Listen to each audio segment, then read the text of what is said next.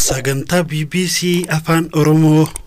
Yooyaa malee yooyaa dhaggeeffattoota raadiyoo BBC Afaan Oromoo nu dhiyaadha bakka nu dhaggeeffachuu jirtan cufaatti sagantaan keenya am jalqaba. To'atama hojjettoota UN irratti deebii mootummaa maani?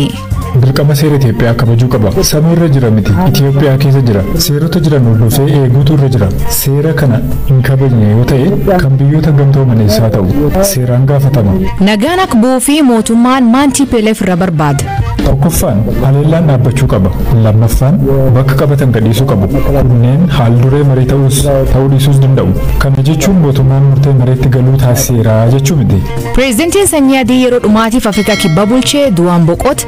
Kanaaf oduu dabalatan waliin tura an asli galgalu.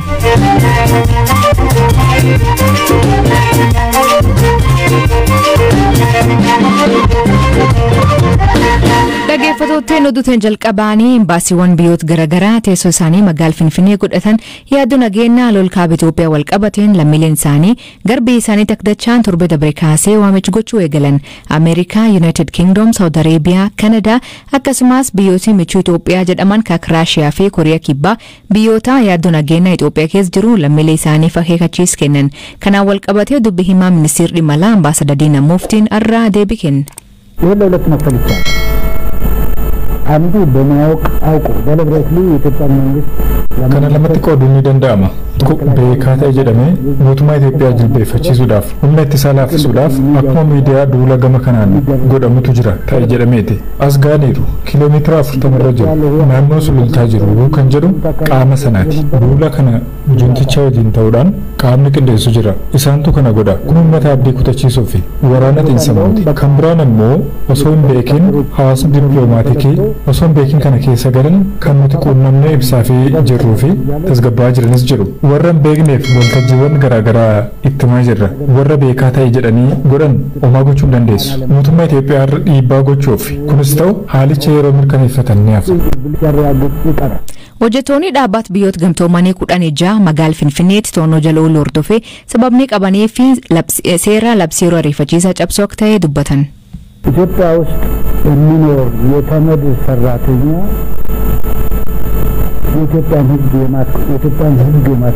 hojjetan dhaabbata biyyoota gamtoomanii Itoophiyaa keessa jiraatu dirqama seera Itoophiyaa kabajuu qaba. Samiirra jira miti. Itoophiyaa keessa jira. Seerota jiran hordofee eeguutu irra jira. Seera kana hin kabajne yoo ta'e kan biyyoota gamtoomanis haa ta'u kan gamtaa Afrikaas haa ta'u seeraan gaafatama. Olaantummaa seeraa kabachiisuu wajjiniin wal qabate labsii yeroo muddamaa kana keessa hojjettoota dhaabbata biyyoota gamtoomanii qofa otoo hin taane kaanis jiru. Lakkoofsi isaanii agam akka ta'e ragaan qabu. Qabachuun isnarra hin jiraatu. Kana kan hojjetu qaama biraadha. Maaliif hidhamanii kan jedhuuf deebii siyaasaa kennuu hin danda'u. Seera labsii yeroo muddamaa sarbuun qabaman. Kaayyoon labsii yeroo muddamaa immoo walabummaa, tokkummaa fi bilisummaa Itoophiyaa kabajuudha. Adeemsa kana keessa garuu dogoggorri uumamuu danda'a. Poolisiin qaamni kana raawwachiisu nama hin malle qabuu danda'a. Yeroo argamutti mootummaan ni sirreessa. Kanaan alatti dhaabbata biyyoota gamtoomanii waan ta'eef seeraa ol ta'uu hin danda'u malee kan dhaabbata biyyoota gamtoomanii ta'uun hidhame hin jiru. በተረፈ ግን ተመድ በመሆኑ ከህግ በላይ የሚሆንበት ምክንያት ነው።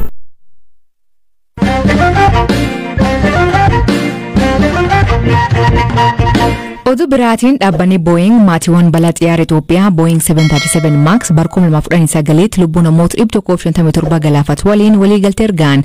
Kaampaniin xiyyaara oomishu kuniin namoota kanaa fi itti gaafatama ta'uu isaa akka amane raagalee murtii Chicaagoo irraa argame in ibsa. Abukatoonni maatiiwwan namoota miidhamanii Boeing ammaayyuu wanta uumamee fi guutummaatti itti gaafatama ta'uu isaa hin fudhataa jechuun waliigaltee kana akka tarkaanfii ijootti simatan. Dhaabbanni Boeing maatiiwwan balaa xiyyaara Itoophiyaa Boeing 737 Max bara 2019tti lubbuu namoota 157 galaafate waliin waliigaltee irra ga'eera. Kaampaniin xiyyaara oomishu kun du'a namoota kanaaf itti gaafatamaa ta'uu isaa akka amane ragaaleen mana murtii Chicaagoo irraa argame ni mul'isu. Abukaatonni maatiiwwan namoota miidhamanii Boeing ammayyuu wanta uumameef guutummaatti itti gaafatamaa ta'uu isaa ni fudhata jechuun waliigaltee kana akka tarkaanfii ijootti simataniiru. Waliigalteen kun maatiin US ala jiran biyyoota akka Itoophiyaa fi Keeniyaa keessa jiran karaa manneen murtii US'n akka beenyaa argataniif karaa bana. UK irraa Mark Pegram ka ilmi isaa Sam balaa kanaan lubbuun isaa darbe nuuf wanti guddaan Boeing balleessaa kanaaf daandii qilleensa Itoophiyaa yookiin immoo paayileetota himachuu dhiisee balleessicha amanuu isaadha akka isaan harka kennatan barbaanne jedha. Harmeen Saam deebiin akka BBCtti himtetti beenyaa nuuf kaffalamuun nuti maqaa Saamiin gargaarsa gumaachuudha. Kuni wanta nuti gochuu barbaannuu fi wanta Saam akka nuti goonuuf barbaadudha jetteetti. Waliigalteen Chicago Illinois bakka waajjirri muummee Boeing jirutti gaggeeffame kun karaa itti kaffaltiin beenyaatti raawwatamu bana. Waliigaltichi sadarkaa beenyaa maatilee miidhamtootaaf kennamu addatti ibsuu baatus hanga isaa fi adeemsota gara fuula duraa irratti daangaa ni kaa'a. Boeing maatileen namoota balaa kanaan lubbuu isaanii dhabanii akka beenyaa sirrii fi madaalawaa ta'e argatan gochuuf kutateera jechuun dhaabbatichi ibsa baaseen heereera. Abukaatonni maatilee ibsa baasaniin waliigaltee kanaan Boeing xiyyaara 737 Max rakkoolee miidhaa uuman qabaachuu isaa amanee balaa uumameef qaamolee biroo kamuu himachuuf yaalii akka hin taasisne waliigaleeraa jedhan.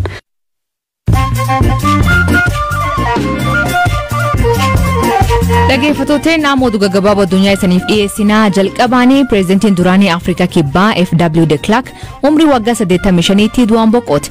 De Klerk pireezidantii sanyii adii yeroo dhumaatiif Afrikaa Kibbaa bulchee ture. Nam siyaasaan beekamaa akka ture De Klerk ce'umsa Afrikaa Kibbaa garsiin deemokiraasii taasisuu keessatti nama murteessa ture. Baruma kana wallaansi fayyaa taasifameen dhiibbee kansarii irratti argame dubbii himaa faawundeeshinii isaanii hime.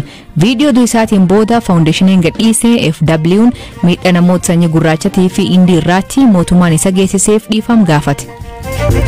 Daa'imni US ulfaa 21 qofaan ture dhalatee fi walakkaa kiilogiraamaa qofaa madaalu ture addunyaarraa daa'ima adoo yeroon hin ga'inii dhalatee isaa diqqa lubbuun ol ta'uun galmaa'e. Curtis Means kutaa Alabamaatti bara dabree ka dhalate yoo ta'u giraamii 420 qof madaalaa ture. Guinness World Record Curtis Means akka walumaatti ji'oota 16 ka guute ta'uu ibsuun rikoodii addunyaa haaraa galmeessisuu mirkaneesse. China fi US waggoota kurnan dhufanii fi dhimma jijjiirama haala qilleensaa irratti waltumsuu fi waliigalan. Waliigaltee kor dhimma jijjiirama haala qilleensaa COP26 Glasgow irratti ifoome kunin kan hin eegamnee fi kan nama ajaa'ibsu jedhan. Biyyoonni kun lamaan faalama qilleensaaf gumaacha hunda caalu qabaatan. Yeroo dheeraaf garuu waltumsuu dhiisanii wal morkir turan. Qabeenya mootota 26 ka France Benin irraa jaarraa 19 hattee arraa biyyattiitti deebi. Lammiileen biyyattii gammachuu isaanii argisiisuu fi bifa oowwaa ta'een qabeen kan simatan waan hatam keessaa tokko teessoo mootii duraanii Benghazi.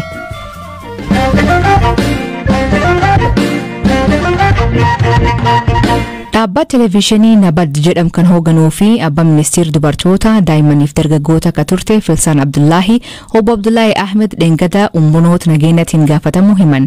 Ismalee gaazexeessitoonni dhaabbatichaa 4 to'atamanii agammaa gad hin dhiifamne. Dabalataan dhaabbatichi aangaa'ota cufamu obbo Abdullaahi BBC Somaaliitti hime. Ani abbaa Filsanii aangaa'onni akka malleetti nan qabne dararaas akka narraan hin geenye ibsuun barbaada. Ani hoogganaa olaanaa televiiziyoonii Nabaadaadha. Hawaasa gidduutti walitti bu'iinsa uuma kan jedhaniin gabaasa keenya natti agarsiisaniiru. Anis namoonni akkamiin odeessa kana xiinxalu ka jedhu irratti hundaa'a jedhee deebiseefira. Akka ilaalcha kootti aangaa'onni miidiyaa keenya cufuuf qophaa'anii eegaa turan. Sababni isaas oduun kun sa'a lamatti tamsaafamee sa'aatii 3 irratti itti aanaan koomishineraa miidiyaa biraa irratti miidiyaan keenya cufamuu mirkaneessan. Kanaaf waan nin jedhu yeroo mara morma nu qabanii turan. Nabad TV'n dhaabbata televiiziyoonii dhuunfaa kan naannoo Somaalee keessa jiru yoo ta'u Ismalee dhaabbati dhuunfaa kan biraa hin jiru naannichi keessa. Dhaabbati kun erga ministeera muummee garangoota dhufeen booda dubartii boodarraa ministeera dubartoota daa'immaniif dargaggoota taatee Filsaan Abdullaahiin hundeeffame. Nabad jechuun afaan Somaaliin nagaa jechuu yoo ta'u kan amma ittiin himatame dhimma nageenya saboota biraa naannoo Somaaliin al jiran yaada uummata afaan Somaalii dubbatan dabarsu. Filsaan kaabinee haaraan hundaa'uun dura aangoo ministeerummaa fedhiin gadhiifte.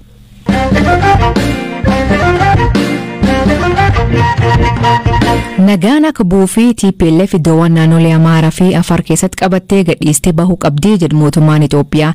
Miidiyaalee fi ibsa dubbii himaa ministeera dhimma alaa Ambaasadar Diinaa Muftiin nageenyi akka jiraatuu fi TPLF seer-qabeessummaa mootummaa Itoophiyaa fudhachuu fi haleellawwan taasisuu dhaabuu akka qaban himan. Mootummaan Itoophiyaa yeroo kamiifuu nagaaf fedhii akka qabu himu Ambaasadar Diinaan akka biyyeessatti misoomaaf dursa kenninaa jedhe. Gamkaaniin State Secretary US Antonio Blinken waraan Itoophiyaa keessatti gaggeeffamaa jiru dhaabsisuu fi dippiloomaasiin in hojjetaa jedhee abdachaa jira jedhe. Galaana Balaayee gabaasa qaba. dhimmoota waqtaawaa garaagaraa irratti miidiyaaleef ibsa kan laatan dubbii himaan ministeera haajaa alaa Itoophiyaa Ambaasaadder Diinaa Muftii nageenyi akka jiraatuuf humnootni TPLF iddoowwan naannolee Amaaraa fi Affaar keessatti qabatan gadhiisanii bahuu qabu jedhan. Dabalataan seera qabeessummaa mootummaa Itoophiyaa fudhachuu fi haleellaawwan taasisan dhaabuu akka qaban himan. Dhimmootni sadeen kunneen haaldureewwan marii ta'uus ta'uu dhiisuus akka danda'anis dubbataniiru. Ambaasaadder Diinaan ammatti mootummaa Itoophiyaa fi TPLF gidduuttis mariin kan hin eegalamne ta'uu beeksisaniiru. Ammas marii karaa nagaaf akka tolu fakkeenyaaf TPLF naannolee Amaaraa Affaar keessattis qabatee akka gadhiisu seera qabeessummaa mootummaa kanaa fudhachuun akka irra jirudha. Sababni isaas mootummaa seera qabeessa karaa seera qabeessaan mootummaa filamedha. Hundi keessan akka yaadattan kun yaadannoo yeroo dhiyooti. Nageenyaaf kan danqaa ta'an danqaaleen juntichaan kaa'aman ka'uu akka qaban kun hanga ta'etti gama mootummaatiin nagaadhaaf yeroo hundumaa qophaa'inni akka jiru yeroo 2-3 agarsiifameera. Nagaan yoo barbaadame mootummaa qofa otoo hin taane qaamni inni biraanis nagaa barbaaduu qaba. Kanaaf immoo haaldureewwan barbaachisaadha. Tokkoffaan haleellaan dhaabbachuu qaba. Lammaffaan bakka qabatan gadhiisuu qabu. Kunneen haalduree marii ta'uu dhiisuus danda'u. Kana jechuun mootummaan murtee mariitti galuu taasiseera jechuu miti. Michoota keenya kabajuun marii akka eegallu gaafachaa jiru. Nutis tokko lamaan kun yoo ta'e nuti nagaa barbaannaa jennee itti himaa jirra. Waraana Itoophiyaa keessatti adeemaa jiru kana karaa nagaan furuuf tattaafachaa akka jiran pirezidantiin Naayijeeriyaa duraanii fi dhiyeenya gamtaa Afrikaatti ergamaa addaa gaanfa Afrikaa ta'uun kan ramadaman Olusegun Obasanjoo tibba kana aangawoota mootummaa Itoophiyaa waliin Maqaleettis imaluun aangawoota TPLF waliin mari'atanii turani. Dubbii himaan TPLF Obbo Geetaachoo Raddaa mariin Obasanjoo waliin ture firii qabeessa ture. Waraana kana ilaalchisee ejjennoon TPLF maal akka ta'e hubachiifneerra jedhan. Ambaasaadder Diinaa Muftii gama isaaniin tattaaffii Obasanjoon godhaa jiran mootummaan Itoophiyaa akkamiin akka ilaalu himaniiru. Ergama dhugaa hubachuu yookaan immoo faakti faayindingi mishiin irra jiru. Haalawwan jiran ilaalaa jiru. Waan hubatan, waan argatan irraa daandii fuulduraatti diriirsan ilaallee gara itti aanutti ceena. Ejjennoon gama Itoophiyaatiin jiru maali yoo jedhame nuti nagaaf ejjennoo haaraa hin qabnu. Wantoonni nagaaf guutaan kan itti dhabamsiifaman akka uumamu ni barbaanna. Haaldureewwan sila jedhne wantoonni nagaadhaaf guutaan hanga dhabamsiifamanitti sababni gara nagaa hin deemneef hin jiru. Nuti miseensa gamtaa Afrikaa hundeessan keessa jirra. Miira gamtaa Afrikaa ni fudhanna. Tumsa gama Afrikaatiin rakkoolee furuudhaaf taasifamaniif immoo hundaa ol dursa laanna. Ministeerri Haajaa Alaa US Antony Blinken kamisa yaada Twiitara gubbaatti maxxansaniin waraana Itoophiyaa keessatti gaggeeffamaa jiru dhaabsisuuf dippiloomaasiin ni hojjeta jedheen abdachaa jira jedhan. Blinken ministeera dhimma alaa fi ministeera muummee itti aanaa obbo Dammaqaa Mokonnin waliin dubbachuu himuun barbaachisummaa waa'ee haalduree tokko malee dhukaasa dhaabuun mareechuu irratti itti deemamuu akka qabu irratti gadi jabeessinee haasofneerraa jedhan. Gamtaa Afrikaatti ergamaa addaa gaanfa Afrikaa Olusegun Obasanjoo akkasumas ergamaa addaa US Jeffrey Feltman waliin dubbachaa akka jiran himaniiru. Kun kanaan osoo jiru dubbii himaan TPLF Obbo Geetaachoo Raddaa waraana eegalee waggaa tokko ol ta'ee fi miiliyoonota qeerraa buqqiseef furmaata karaa nagaa barbaaduuf mootummaan Itoophiyaa haalduree isaan kaahaniin waliigaluu qaba yaada jedhu guyyaa 2 dura BBCf kennanii ture. Gargaarsa nyaataa dabalatee uggurri uummata Tigraay irra mootummaa Itoophiyaan kaahameera jedhan hin ka'u yoo ta'e duula gara magaalaa guddoo Finfinneetti godhan akka itti fufanis dubbataniiru. Dhaggeeffattootteen sagantaan har'aa ganumaa waliin turuu keessaniif ulfaadheessaniin jenna. Mammaasii galgal kanaa nam jarjaraa dhadhaattuu hudha. Hiikan isa maanii koominti keessan nu beeksisa.